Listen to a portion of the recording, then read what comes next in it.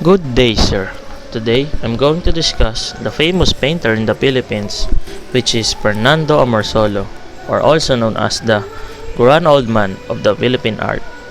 He was born on May 30, 1892 in Paco, Manila, and was an apprentice of Fabian de la Rosa, who was his uncle and a prominent painter at that time. His uncle guided him in painting because he realized that Amorsolo was a fast learner and also has a natural talent. In 1909, he enrolled at the art school of Liceo de Manila, and after he graduated, he enrolled at the University of the Philippines School of Fine Arts, where he honed his skills at painting. And despite the family's financial problem, he graduated with honors. After he graduated, his old school called him back and offered him a job as a professor or instructor, and also he worked as a draftsman for the Bureau of Public Works as a chief artist at the Pacific Commercial Company. Enrique Sobel de Ayala, who was a well-known businessman at the time, was very impressed at his works, and because of that, he offered him to study in Madrid, Spain at the Escuela de San Fernando.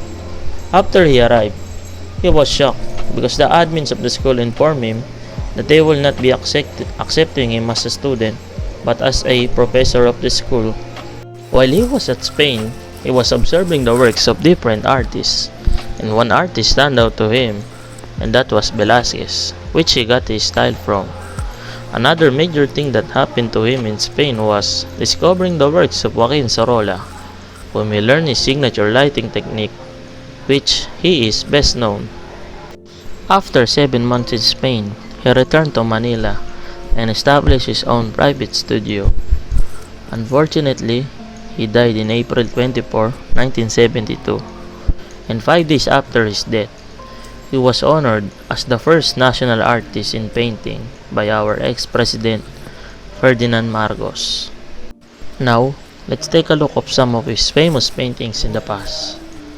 First, this painting was called Under the Mango Tree. This was his most expensive piece to ever sell on an auction because it was sold for 46,722,000 in 2018. The next painting is called The Cockfight, which was painted in 1950s, and this painting was bought by a New Jersey collector for $31,500.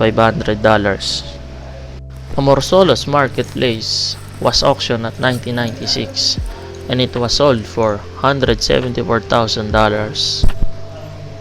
This painting was called Family Gathering Fruit, and this was also sold on November 30, 2009 for $77,257. This painting was made after he arrived at Manila from Spain. Amorsolo set out to the Philippine countryside, and this work, Crossing the River in 1924, depicts a river in the province of Tarlac. It was commissioned by a tobacco company called La Tabacalera. Tabacalera archive says that Amorsolo actually painted it in the open air, capturing the farmers returning home in the late afternoon. The next painting is called Tinikling in Barrio and was made on 1951. Fruit Gatherer was a special painting for him because this is a specimen of Amorsolo's conception of an ideal Filipina beauty. This was painted on 1950. The next painting is called The Planting Rice. This painting was a portrait of Fernando de Jesus. The last painting is called Afternoon Meal of the Rice Workers. It was made on 1951 and won the first prize at the New York's World's Fair.